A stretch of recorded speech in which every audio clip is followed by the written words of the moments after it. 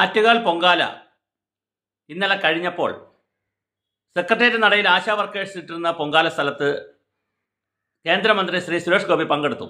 അദ്ദേഹം പോയി പൊങ്കാലക്കാരെ കണ്ടു.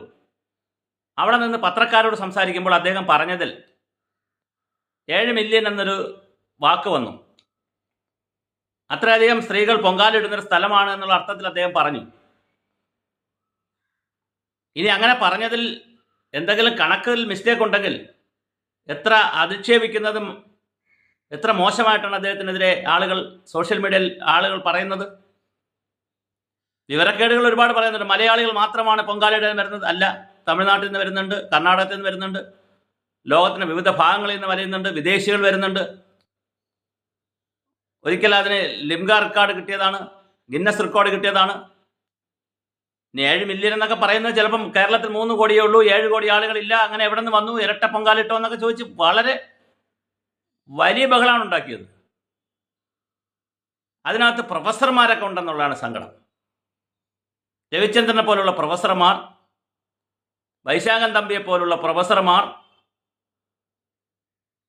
പിന്നെന്താണ് സുജിന്തൻ, എല്ലാം വിവരമുള്ളവരാണെന്നാണ്. പ്രൊഫസർമാർ അല്ലെങ്കിൽ കോളേജ് അധ്യാപകർ ഒരു വിഷയത്തെക്കുറിച്ച് സംസാരിക്കുമ്പോൾ പവർ പോയിന്റ് പ്രസന്റേഷനും ക്ലാസ് ഒന്നും എടുക്കുന്നതല്ലല്ലോ. പെട്ടെന്ന് നമ്മൾ പറയാറുണ്ടല്ലോ, കടലോളം എന്നൊക്കെ പറഞ്ഞാൽ കടലെന്നാണോ അർത്ഥം, ആനയോളം വലിപ്പം എന്ന് പറഞ്ഞാൽ ആന എന്നാണോ അർത്ഥം. അതിൻ്റെ ഒരു ബാഹുല്യം പറയുന്നതിന് വേണ്ടി നമ്പർ പറഞ്ഞതല്ലേ.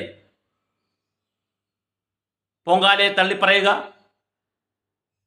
പൊങ്കാലയെ പറഞ്ഞുകൊണ്ടിരുന്നതിൻ്റെ ഇടയിൽ വേറെ ആരെങ്കിലും അതിൻ്റെ ഒരു വാക്കൽ പിടിക്കണേ അതിൽ കയറി തൂങ്ങുക. എത്ര അരോചകമാണ് സോഷ്യൽ മീഡിയയിലൊക്കെ ഇവരൊക്കെ ചെയ്യുന്ന പണി. സത്യത്തിൽ ഇവർക്ക് പറ്റിയ നാടല്ല ഇവിടെ. ഇവർക്ക് പറ്റിയത് ഇവരെപ്പോഴും പറയാൻ നോർവേ, ഫിൻലാൻഡ്, നെതർലാൻഡ്സ്, ഇതൊക്കെയാണ് അവർക്ക് പറ്റിയ നാട്. അങ്ങോട്ട് വിട്ടോണം. ഇത് ആത്മീയതയുടെയും പൊങ്കാലയുടെയും ഉത്സവങ്ങളുടെയും ദേശമാണ് കേരളമൊക്കെ. അവിടെ പറയുന്ന ഏതെങ്കിലും ഒരു വാക്കിലോ ഒരു അക്ഷരത്തിലോ ഒരു എണ്ണത്തിലോ ഒക്കെ എന്തെങ്കിലും മിസ്റ്റേക്ക് ഉണ്ടെങ്കിൽ അതിനെ എടുത്തു വെച്ച് അങ്ങ് അലക്കി പൊങ്കാലയിട്ട് അങ്ങ് നടക്കുകയാണ്. എത്ര വിവരമില്ലാത്ത അതപ്പതിച്ചൊരു സംസ്കാരമാണ് മലയാളിയുടേത്. ആരോടെ പറയുക? പേരിൽ പ്രൊഫസർമാരുണ്ട്, പ്രചരിപ്പിക്കുന്നത് ശാസ്ത്രമാണ്, യുക്തിവാദമാണ്, കയ്യിലിരിപ്പത്രയും മറ്റുള്ള അപരനെ മറ്റുള്ളവരെ കുത്തിത്തിരിപ്പും അവരുടെ കുറ്റങ്ങൾ കണ്ടെത്തലുമാണ്.